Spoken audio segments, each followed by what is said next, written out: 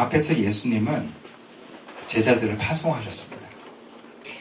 파송하시면서 권능을 주시고 어떻게 처신해야 될 것을 말씀하셨습니다. 오늘 본문에서는 이제 제자들이 그들이 받을 박해와 고난에 대비해서 어떻게 처신할 것인가를 교훈하고 있습니다. 이 부분을 조금 무겁게 예수님께서 제자들을 경고하시는데 그 중심이 있습니다. 그리고 그 흐름은 제자들이 예수님과 같은 길을 걸어가는 데 있습니다. 그러니까 이 본문의 내용의 메시지들은 예수님을 따라 예수님처럼 그 길을 가는 사람들에게 의미가 있습니다. 그래서 예수님이 공회에 넘겨지듯이 제자들도 그리하며, 예수님이 채찍질을 당하듯이 제자들도 그리하며, 예수님이 총독과 임금 앞에 서야 했듯이 제자들도 그리해야 한다는 것입니다. 그래서 예수님은 제자들에게 먼저 박해가 있을 것을 예고하고 그 박해를 두려워하지 말아라. 그러면서 심지어 가족의 분열까지도 감수해야 된다고 말씀하십니다. 오늘 본문 16절 말씀입니다. 보라, 내가 너희를 보내니 양을 이리 가운데로 보낸과 같도다. 그러므로 너희는 뱀같이 지혜롭고 비둘기같이 순결하라. 예수님은 제자들을 파송하시면서 복음 전도자인 너희들은 포악한 박해자가 자행되는 세상으로 나갈 것을 이렇게 비유했습니다. 일이 한 마리도 아니고 이리떼 가운데 보내진 양과 같다라는 것입니다. 이것은 틀림없이 이리떼에게 잡아먹힐 수밖에 없는 구조입니다. 그냥 내용만 보면 죽으라고 보내는 것 같습니다. 그런데 그 다음 구절을 보면 죽으라고 하는 게 아니라 그 가운데서 어떻게든 살아남으라고 말씀합니다. 그래서 뱀같이 지혜롭고 비둘기같이 순결하라 라는 말씀하신 겁니다. 이것은 너희들이 살아남을 수 있다는 전제로 하신 말씀입니다. 지혜와 순결이 이리떼 가운데서 살아남는 길이다 라고 말씀하십니다.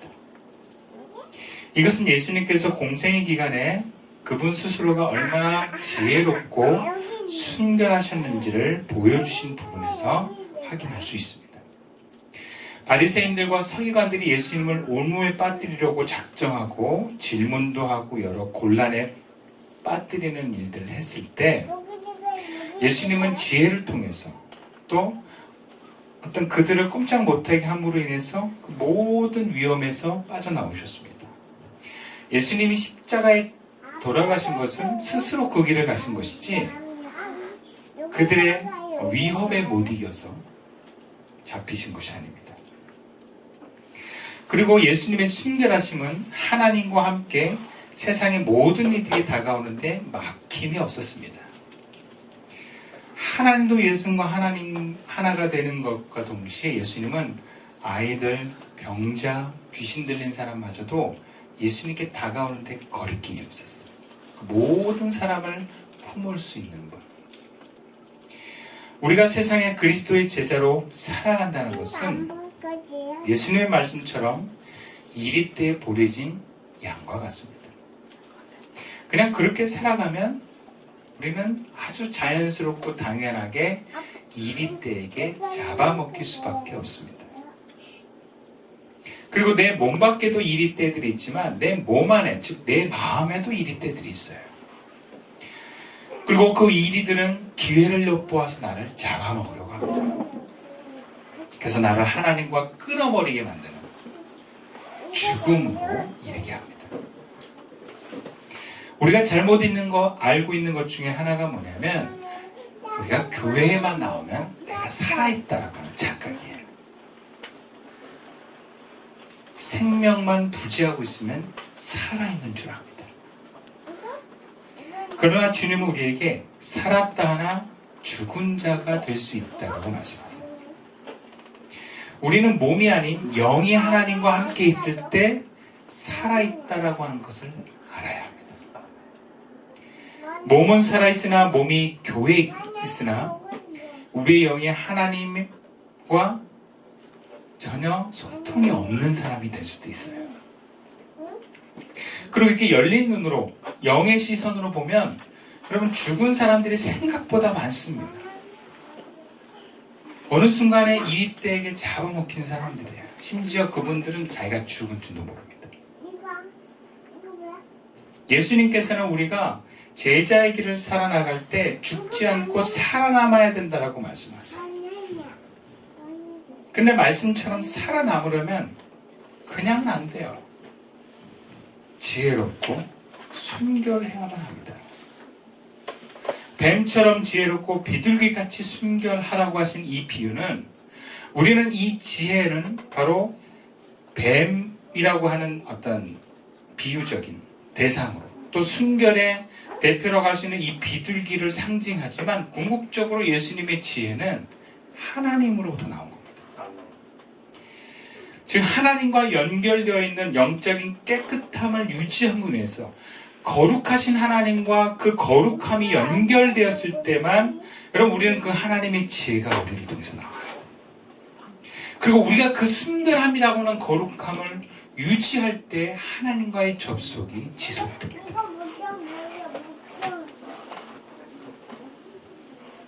물론 늘 깨끗할 수는 없어요. 우리의 거룩함이 훼손될 수도 있습니다. 그러나 우리가 그 거룩함이 훼손되어 뭔가 맡길 때는 그걸 알아차리고 열어낼 수 있어야 돼요.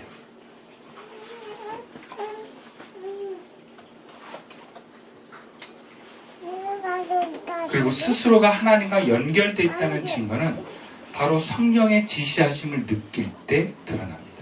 오늘 보면 19절과 20절 말씀이에요. 너희를 넘겨줄 때에 어떻게 또는 무엇을 말할까 염려하지 말라. 그때 너희에게 할 말을 주시니 말하는 이는 너희가 아니라 너희 속에서 말씀하시는 이 곧 너희 아버지의 성령이시니라. 예수님께서는 제자들에게 너희들이 언젠가는 나처럼 높은 권세자들 빌라도나 벨릭스와 같은 총독이나 왕에게 끌려가게 될 것이다 라고 말씀하세요. 이것은 이후에 바울이 벨릭스와 베스도 총독 또 헤롯 앞에 끌려간 것들로 보여줍니다. 그만큼 높은 권세자들 앞에 끌려갈 때 죽음이 두렵고 그들의 말 한마디가 무서울 수밖에 없는 불편한 환경에 처해질 수 있음을 보여줍니다. 그런데 걱정하지 말라는 거예요. 두려워하지 말라는 거예요. 그런 무섭고 불편한 상황에서 성령이 너에게 무슨 말을 해야 될지 생각나게 한다. 여러분 이 생각나게 하는 게 하나님이 우리를 통해 역사하시는 통로입니다. 그래서 그게 두렵지 않고 뭐라고 말해야 돼 걱정이 안 되는 거야. 생각나게 하니까. 그런 사람들이 말을 왜 못하느냐? 생각이 안 나서 말을 못해요. 또 잘못된 생각이 올라오면 말을 잘못하기도 합니다. 그래서 잘못 말할까봐 아예 말을 안 할 수도 있어요. 근데 하나님의 나라를 이루어가는 제자는 말하게 하십니다. 자기 지식이나 경험이 아니라 성령을 통하여 말하게 하십니다. 우리가 순결하고 지혜롭다는 것은 바로 이런 모습을 통해서 경험합니다. 우리와 함께 하시는 그 하나님, 어떤 상황에 우리가 있든지 우리가 두렵지 않은 이유, 그것은 우리가 말하는 것을 성령이 생각나게 하시기 때문에 그래요. 우리가 왜 두렵습니까? 어떻게 될지 모르기 때문에 두려운 거예요. 왜 두려운가요? 하나님이 함께 하심을 못 느끼기 때문에 두려운 거예요. 그러나 하나님이 나와 함께 하시고 또 그 하나님이 나를 통해서 말한다고 하는 것은 우리에게 두려움이 사라지는 것입니다. 그리고 묵묵히 그 하나님의 뜻을 구현해 나가는 것입니다. 우리가 어떤 상황, 어떤 환경에 처해 있다 할지라도 그래서 우리가 하나님과 끊어지지만 않으면 우리는 산 자가 됩니다. 살아있는 자가 되는 것입니다.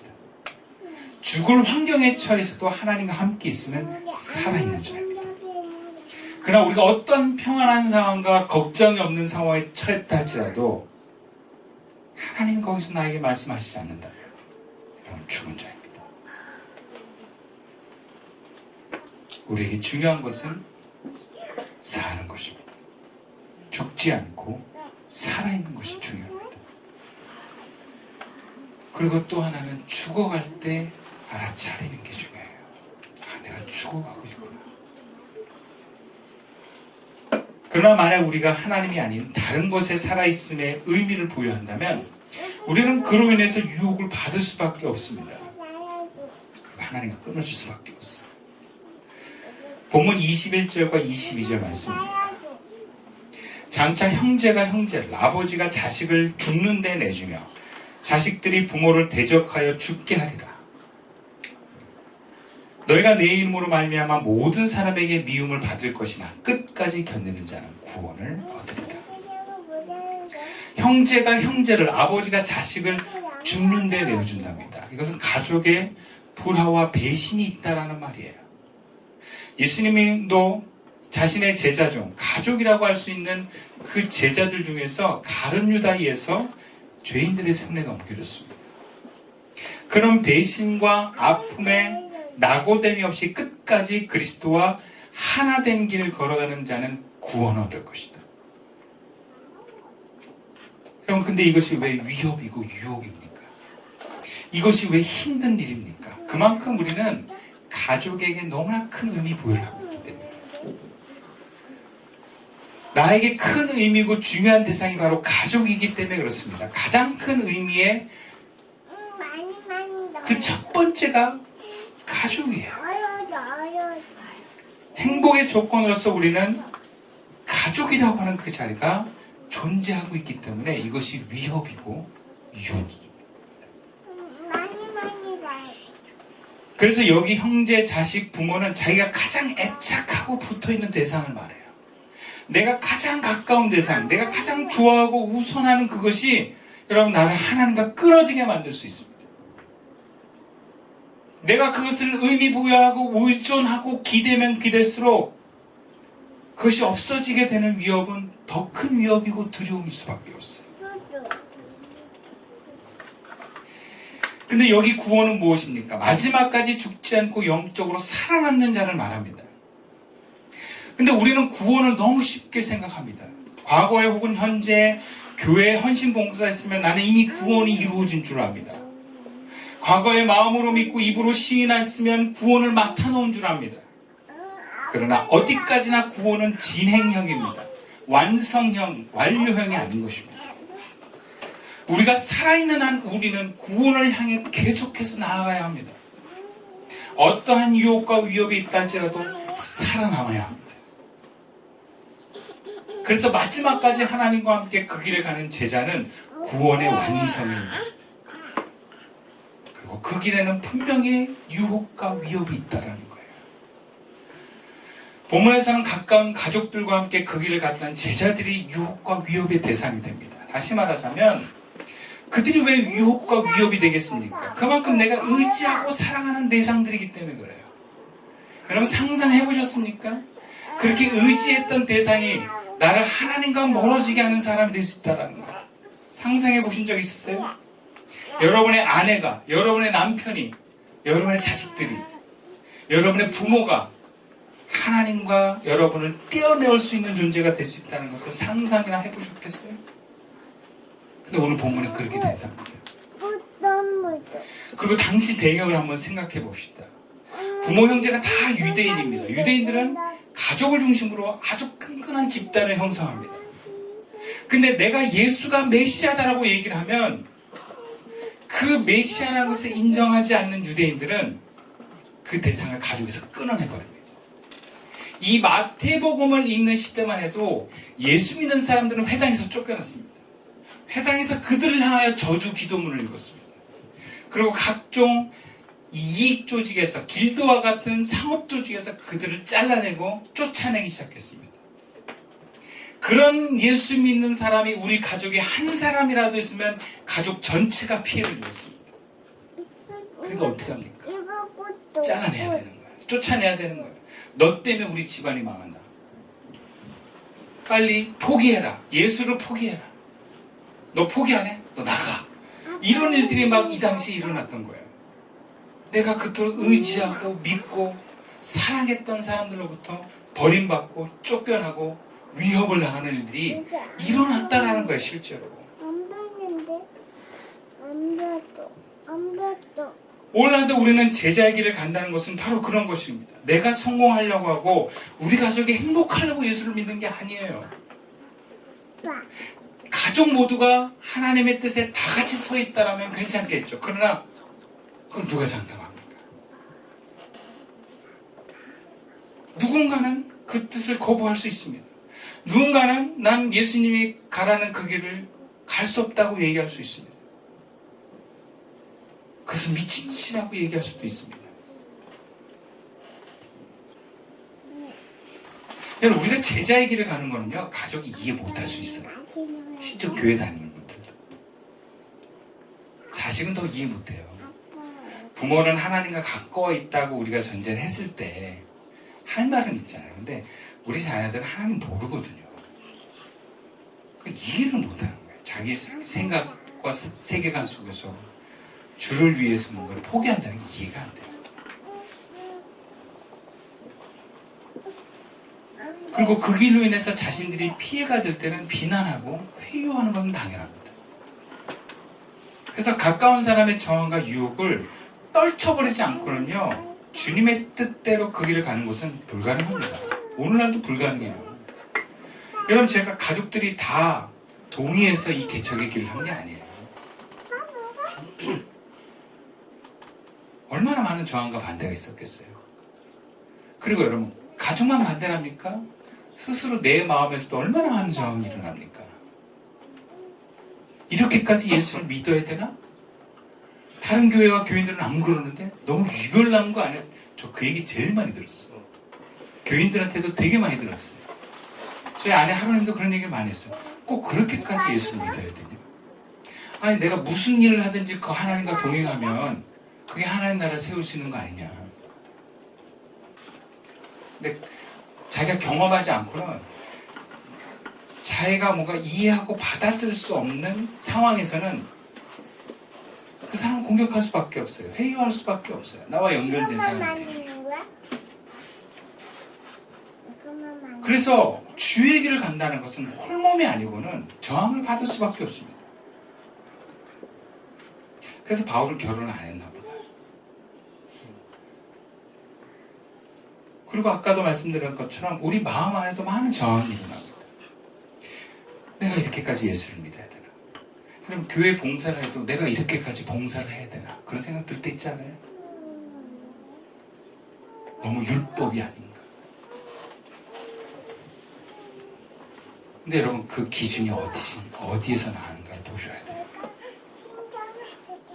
내 기준에서 하나님의 일을 한다는 것은 여러분, 하나님과 멀어지는 길을 가는 것입니다. 여러분, 하나님이 우리에게 뜻하시고 명하신 것은 하나님의 뜻의 기준이 있어요. 내 기준이 아니에요. 우리가 레위기 10장에 보면 제사장 아론의 아들 나답과 아비후가 이런 표현을 써요. 여호와께서 명령하시지 아니한 다른 불을 담아 여호와 앞에 분향하였는데 죽었다. 대단한 죄악을 지른 것이 아니에요. 늘 분향단에 불을 피우는데 그 불을 율법 하나님이 이렇게 불을 피워라 한 대로 하지 않아서 몇 가지 순서를 빼먹고 했어. 나름대로 사정이 있었겠지. 근데 죽었대요. 근데 더 놀라운 것은 그들 죽은 것을 아론과 그 가족이 슬퍼하지도 말래요. 죄악 가운데 죽었다는 것을 보이라는 거예요.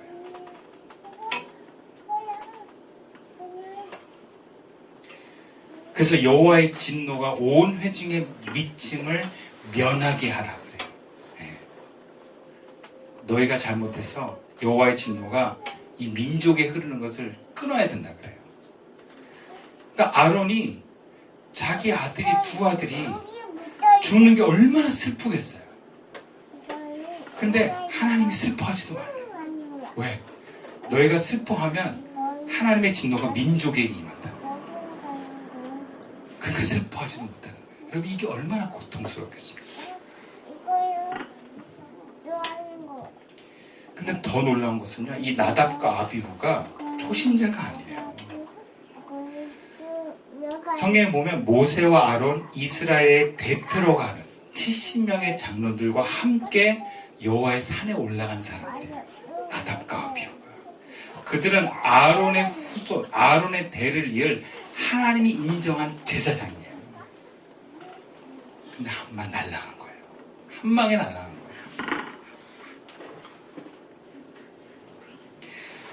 그들이 그렇게 아무렇게나 불을 들었다는 것도 놀랍지만 그런 그들이 하나님께서 눈 하나 깜짝하지 않고 끊어냈다는 것은 굉장히 놀랍습니다.